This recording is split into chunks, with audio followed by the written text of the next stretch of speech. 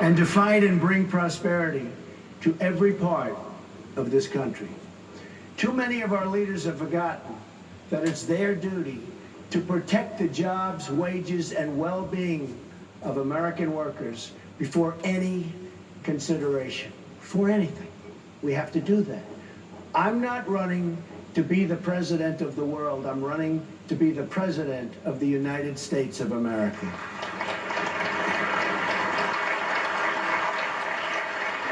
And as your president, I will fight for every last American job and every American company, which really a lot of companies in this room, I can tell you.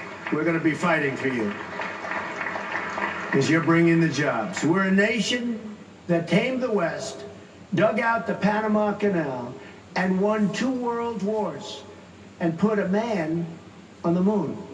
It's time to start thinking big once again.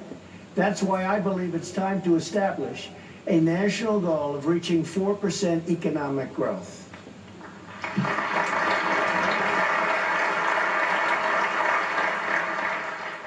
And my great economists don't want me to say this, but I think we can do better than that. Now they're upset.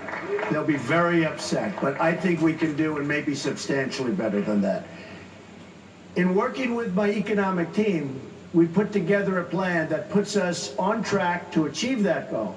Over the next 10 years, our economic team estimates that under our plan, the economy will average 3.5% growth and create a total of 25 million new jobs. You can visit our website. Just look at the math. It works. This growth means that our jobs and plans, including our child care reforms that Ivanka Trump, my daughter, is so involved in, will be complete. I like her too.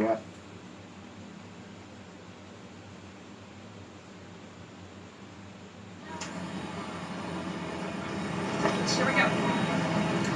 And right now on Andrea Mitchell Reports, razor-tight race. Today, a new national poll shows Hillary Clinton and Donald Trump virtually tied. Now, with a lot of catching up to do, Clinton is back on the trail today, ready for takeoff after this warm-up. He promoted the lie, and he still is promoting the lie, that our first black president is not a true American. I'm going to keep calling out the bigotry and hateful rhetoric that he's brought to this campaign. Vintage Trump after showing restraint for 4 days. Trump goes off script again last night, taking shots at Hillary Clinton's health. It is hot, and it's always hot when I perform because the crowds are so big. Do you think Hillary would be able to stand up here for an hour and do this? And the diagnosis. Voters know a lot more about both candidates' health today, especially Hillary Clinton's. The doctor's letter is actually fairly complete. From my perspective, as a physician, can she make it through a presidency based on what we know so far? It seems like she can. And we're going to return right now to Donald Trump at the Economic Club of New York after he appeared earlier today on a pre-taped program with Dr. Oz. This is the weakest so-called recovery since the Great Depression. Over the last 7 years, the economy grew only 2.1%, the slowest period in 70 years. Had the economy grown under Obama at the same rate as Reagan, it would have meant 10 million more jobs. Perhaps most shockingly, 1 in 6 men aged 18 to 34 are either in jail or out of work. Meanwhile, another 2 million Hispanic Americans have been added to the ranks of those in poverty. On top of it all, the Obama-Clinton policies have doubled the national debt. It took more than 230 years for the United States to accumulate its first $10 trillion in debt. It took President Obama less than 8 years to add another $10 trillion. Now, it would be one thing if that money had been used to completely rebuild our nation, our military, our infrastructure, but that didn't happen. Instead, the opposite happened. We doubled our debt, and in return, we have dilapidated infrastructure, failing schools, a badly depleted military, greatest people on earth, and they have a badly depleted military, its equipment, old and tired. And another 14 million people who have left the workforce. Never has so much money been spent so poorly and so unwisely. But we're going to turn that all around, and here's how. It begins with bold, new tax reform. Don't worry, they're going down, not up. They're going down. I think you were concerned they're going up.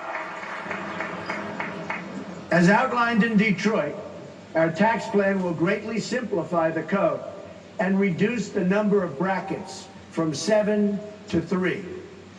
The new brackets will be 12, 25, and 33%.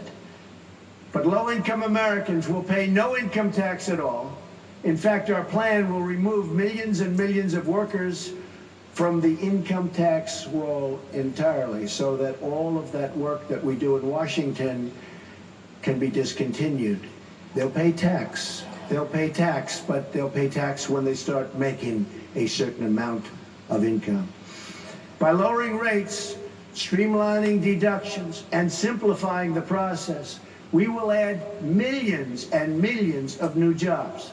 In addition, because we have strongly capped deductions for the wealthy and closed special interest loopholes, the tax relief will be concentrated on the working and middle-class taxpayer. They will receive the biggest benefit, and it won't even be close. They have been forgotten. We are not going to forget them. They have built our country. We will not forget. This is a working, thank you.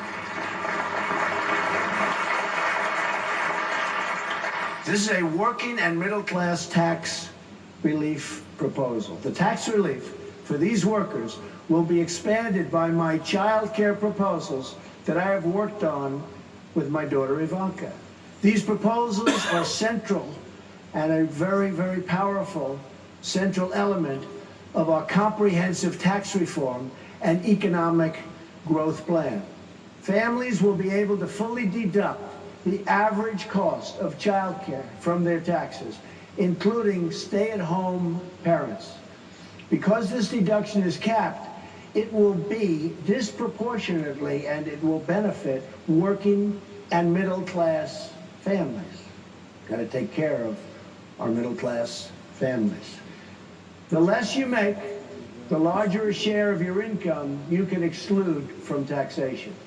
Parents will also be able to enroll a tax-free dependent care savings account for their children or elderly relatives. Low-income households will benefit from both an expanded earned income tax credit in the form of child care rebates and a matching $500 contribution for their savings account. A married couple earning $50,000 per year with 2 children and $8,000 in child care expenses will save 35% from their current tax bill.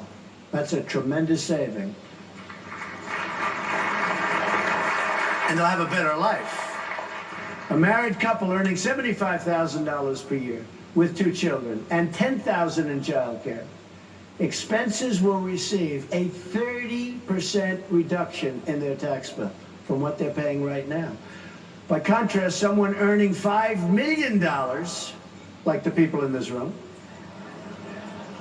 will receive virtually no change in their tax bill at all. One of our greatest job creation measures is going to be our 15% business tax rate, down from the current 35% rate, a reduction of more than 40%.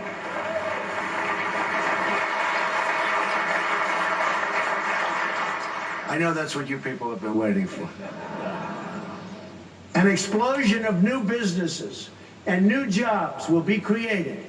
It will be amazing to watch. You watch, and it'll happen. We will also allow United States-based manufacturers to fully expense the cost of new plants and equipment. Big, big deal. On top of that, we will bring back trillions in business wealth, and this is wealth that's parked overseas. Nobody knows how much it is. They say it's $2.5 trillion. I have people that think it's $5 trillion. We'll bring them back, and it'll be taxed only at the rate of 10% instead of 35%. And who would bring it back at 35%? Obviously nobody, because nobody's doing it. I think it's going to be something that will be so phenomenal, far beyond what people even think. By taxing it at 10% instead of 35%, all of this money will come roaring back into our country, and lots of good things will start to happen. We will turn America into a new magnet for new jobs, and that means jobs in our poorest communities. So important. And right now, we have companies leaving the country because taxes are too high, but we actually have companies leaving the country to get their money. And that's a first. Nobody's ever heard of that one before, but believe me, that's happened. Next comes regulations. One of the keys to unlocking growth is scaling back years of disastrous regulations, unilaterally imposed by out-of-control bureaucrats. Regulations have grown into a massive job-killing industry. And the regulation industry is one business I will absolutely put to an end day one.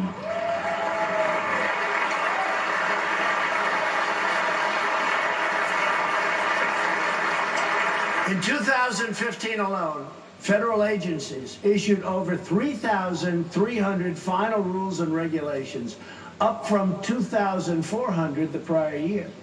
Every year, over-regulation costs our economy $2 trillion a year and reduces household wealth by almost $15,000. I propose a moratorium on new federal regulations that are not compelled by Congress or public safety, and I will eliminate all needless and job-killing regulations now on the books, and there are plenty of them.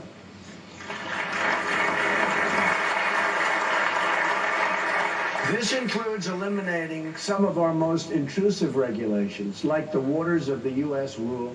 It also means scrapping the EPA's so-called Clean Power Plan, which the government itself estimates will cost $7.2 billion a year. This Obama-Clinton directive will shut down most, if not all, coal-powered electricity plants. I mean, all over the country, they're shutting down. Remember what Hillary Clinton said. She wants to shut down the miners, just like she wants to shut down the steel mills and shut down the steel workers, and we're not going to let it happen. We're going to put our great miners and our steel workers back to work. Energy reform is central to our plan as well. According to Heritage Foundation, by 2030, President Obama's energy restrictions will eliminate another 500,000 manufacturing jobs, reduce economic output by $2.5 trillion, and reduce incomes by $7,000 per person. And today you have workers, and I see them all the time, and I meet them all the time, and they're part of this massive group of people that have just come onto this movement. But you have workers making less money today than they made 18 years ago in real wages. They're working much harder, oftentimes because of the disastrous Obamacare that we're going to repeal and replace. Oftentimes they're working 2 jobs. So they're working harder, they're older, and they're making less. It's like me. I'm working harder than I've ever worked also. But these are minor. Nobody cares about that. That's something. Who cares about that? Hillary Clinton wants to go even further, and her plan could cost the economy $5 trillion. A Trump administration will lift restrictions on all sources of American energy production. According to the Institute for American Energy Resources, this will increase the GDP by more than $100 billion annually. Add over 500,000 new jobs annually.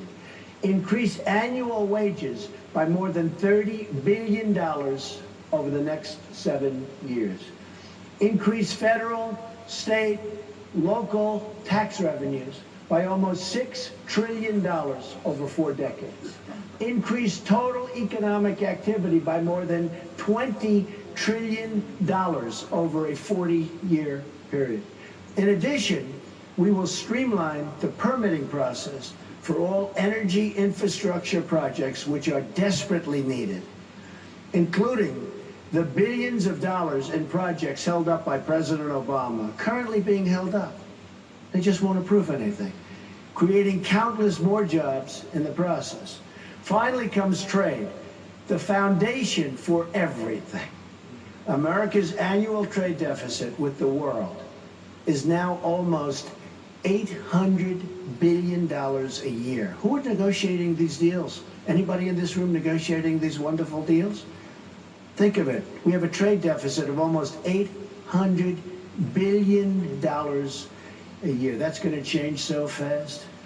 Between World War I and the year 2000, the United States averaged a 3.5% growth rate. But after China joined the World Trade Organization, our average growth rate has been reduced to only 2%. Predatory trade practices, product dumping, currency manipulation, which is a big one, and intellectual property theft have taken millions of jobs and trillions of dollars in wealth right out of our country, right out of our country. So sad that we allowed this to happen. Our incompetent politicians were not watching, and the ones that were watching were taken care of in some form, because this should have never been allowed to have happened. It is no great secret that many of the special interests funding my opponent's campaign are the same people profiting from these terrible trade deals. They are terrible. They're terrible for everybody. The same so-called experts advising Hillary Clinton are the same people who gave us NAFTA, China's entry into the World Trade Organization, the job-killing trade deal with South Korea, another disaster, and now the Trans-Pacific Partnership that they're pushing so strongly. The verdict is in. All of the special interests that the media race, and they just race to comment and race to get comment from, have been proven wrong over such a long period of time. Every single deal they've promoted, every lie, and every prediction has crashed. It's just crashed. They've been so absolutely wrong, and they've been so bad for our country.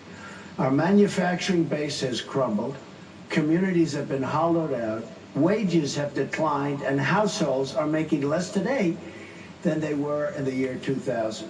I proposed a detailed plan to reform our trade policies and bring vast new jobs and wealth to America. We need our wealth back.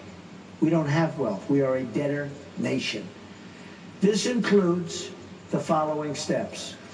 I'm going to direct the Secretary of Commerce to identify every violation of trade agreement that a foreign country is using to harm our country and our workers.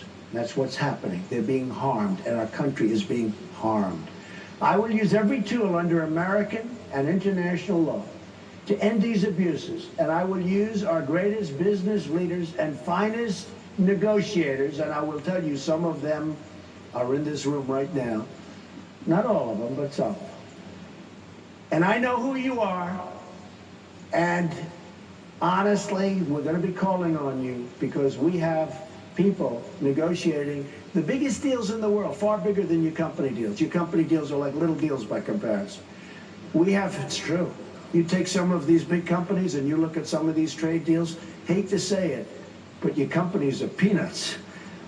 But we're going to use our best. Right now we have political hacks negotiating the biggest, most important deals in the world.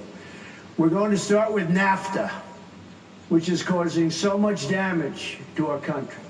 We will entirely renegotiate NAFTA into a deal that will either be a good one for us as a country and for our workers, or we will terminate it until a brand new and productive deal can be signed.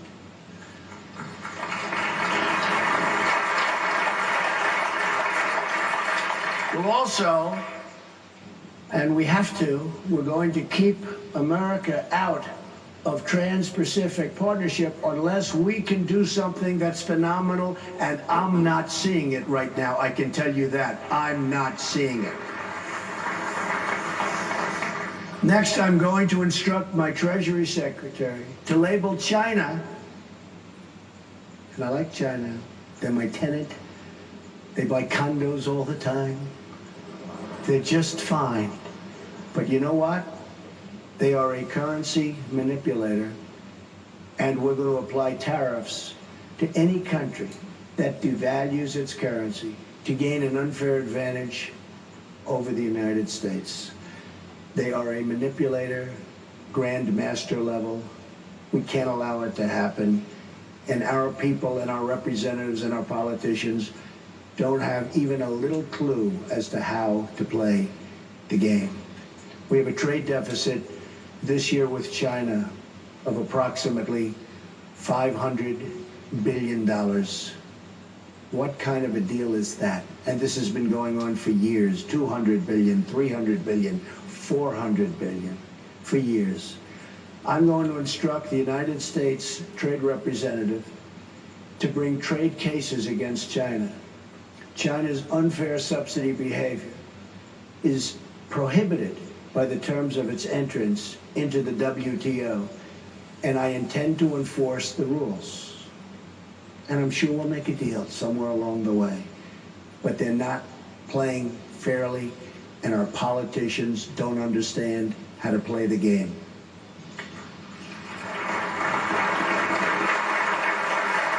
If China does not stop its illegal activities, including its theft of American trade secrets and intellectual properties, I will apply countervailing duties until China ceases and desists. You know what that means. Just the single action of enforcing intellectual property rules alone, just alone, would add millions of new American jobs. According to the United States International Trade Commission, improve protection of America's just think of this.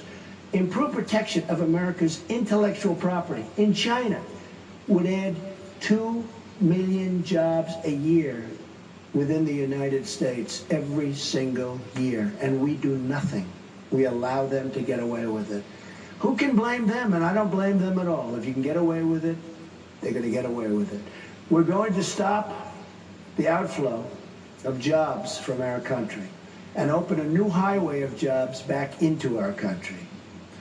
Here's how the plan adds up. We're proposing a $4.4 trillion tax cut that will score as a $2.6 trillion under dynamic growth models, which is how taxes should be scored.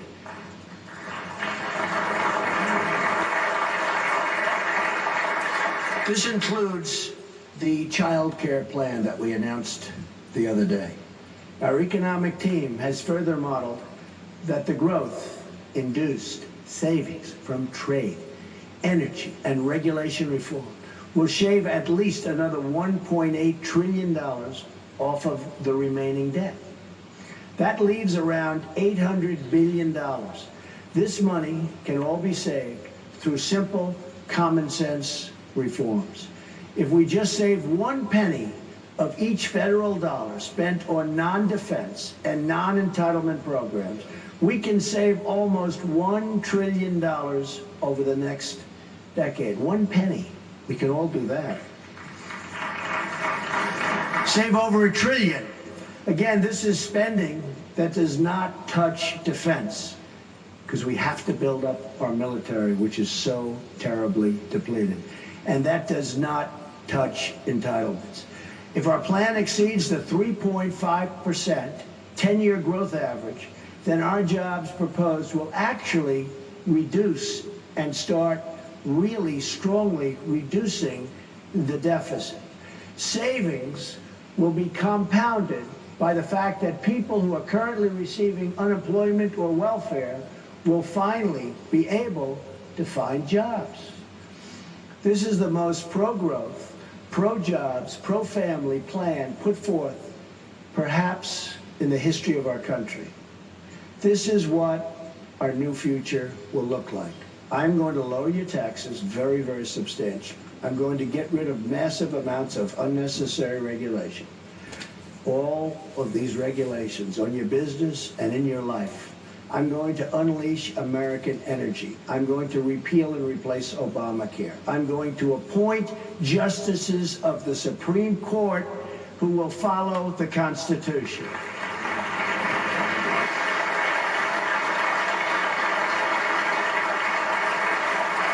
I'm going to rebuild our depleted military and take care of our vets who are treated so badly. In many cases, our vets are treated not nearly as well as people who come into our country illegally. We can't have that. I'm going to save your Second Amendment, which is under siege. I'm going to stop illegal immigration and drugs from pouring into our country and totally poisoning our youth and others. It's a tremendous problem. And yes, we will build the wall. The wall will be built. And just in case you're worried about who's going to pay for it, Mexico will pay for it. Being totally serious about that. Mexico will pay for it. And you understand, Mexico, by the way, we look at the trade deficit we have with Mexico. It's massive. The wall is peanuts compared to what we're talking about. Mexico will pay for the wall. And I'm going to renegotiate our disastrous trade deals, especially NAFTA, and we will only make great trade deals that put the American worker first and put the American worker back to work. That includes our miners and our steel workers. They're going back to work. We will rebuild our roads, our bridges, our tunnels, our highways, our airports, schools, hospitals. We'll rebuild everything. American cars will travel the roads. American planes will soar the skies. And American ships will patrol the seas. American steel will send new skyscrapers into the clouds. American hands will rebuild this nation. And American energy, harvested from American sources, will power this nation. American workers will be hired to do the job. We will put new American metal and new American steel into the spine of this country. Jobs will return, incomes will rise, new factories will come rushing back to our shores. We will make America wealthy again. We will make America strong again. And we will make America great again. Thank you very much. God bless you. Thank you. Thank you very much. And Donald Trump wrapping up an economic speech at the Economic Club of New York. Good day. I'm Andrea Mitchell.